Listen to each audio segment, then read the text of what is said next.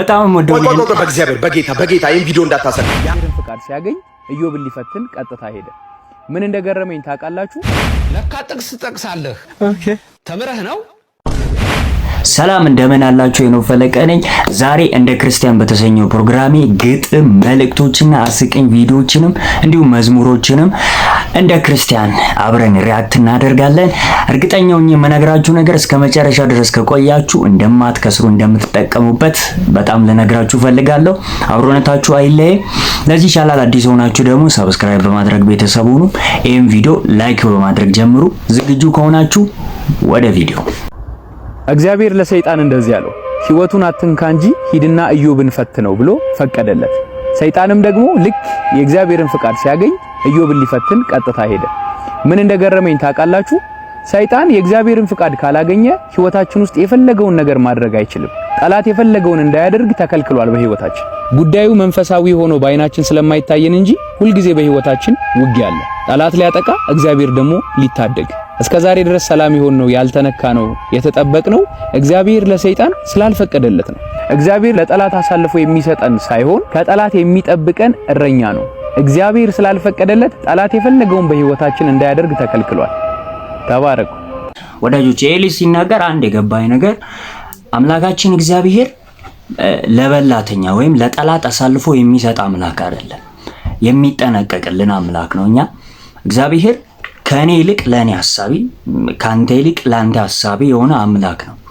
ስለዚህ እግዚአብሔር በየትኛውም ዘመን እሱ አሳልፎን እስካልሰጠን ድረስ ዲያብሎስ በእኛ ላይ ምንም ነገር ሊያደርግ አይችልም። እንደውም የኢዮብን ነፍስ እኮ እንዳያጠፋ ተከልክሏል። ስለዚህ ኢዮብን ጎድቶ ነበር፣ ያለውን ንብረቶች ሁሉን ነገር ጨርሶ ነበር። ነገር ግን ነፍሱን መንካት አይችልም።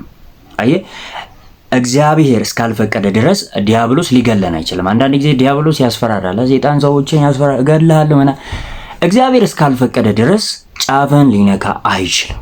ምክንያቱም ሞትም ሕይወትም ያለው በእግዚአብሔር እጅ ስለሆነ የሞትና የሲኦል መክፈቻ በእኔ እጅ ነው ብሎ ኢየሱስ በዮሐንስ ራእይ ላይ እንደተናገረ ልክ እንደዛ የሞትም የሲኦልም ቁልፍ ያለው ኢየሱስ ጋር ነው እንጂ ዲያብሎስ ጋር አይደለም። ስለዚህ ዲያብሎስ በእኛ ለምንም እድል ፋንታ የለውም ልላችሁ ነው።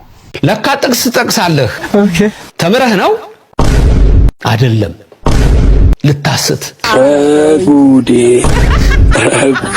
እባቡ ጥቅስ አልጠቀሰም እንዴ? አውቆ እንዳይመስልህ ጥቅስ የጠቀሰ ሁሉ እውነት ነው ብለህ ደግሞ የምትቀበል አንተ ሰለፍ የኦርቶዶክስ ምዕመን ስላለህ ሰይጣን መጽሐፍ ሁሉ ሳያውቅማ ልጆቹም እባቦቹም እንዲሁ ናቸው። መጽሐፉን አያነበውም አይመረምረውም። ልጆችም እኮ እንዲህ ናቸው። እባቡ መጽሐፉን ከዘፍጥረት እስከ ራእይ እኮ አያውቁት። የተሰጠቻቸውን ያችን ይዙና ይነሳሉ።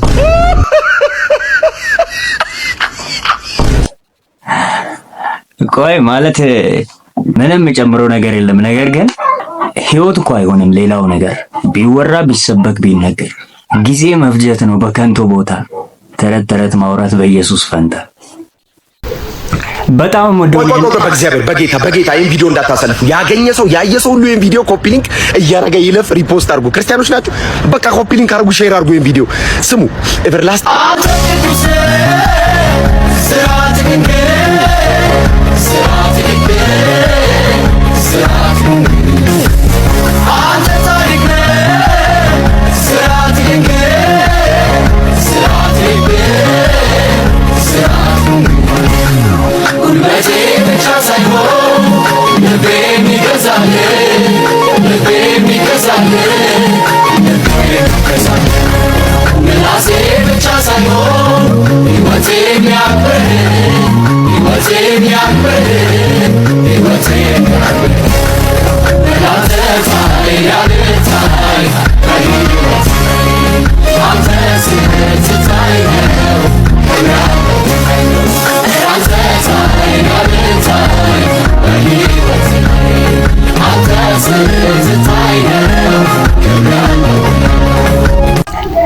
ሃሌሉያ፣ ክብር ለኢየሱስ ይሁን።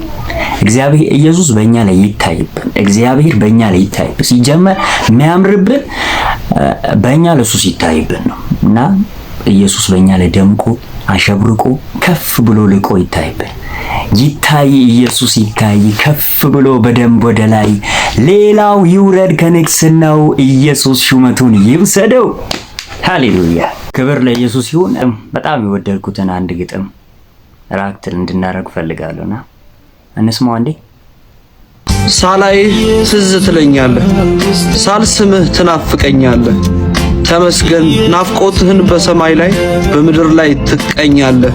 እልፍኜን ሳትረግጠው ደጄን አልፈህ ቤቴ ትገኛለህ። እወድሃለሁ አፈቅርሃለሁ ምን ትለኛለህ?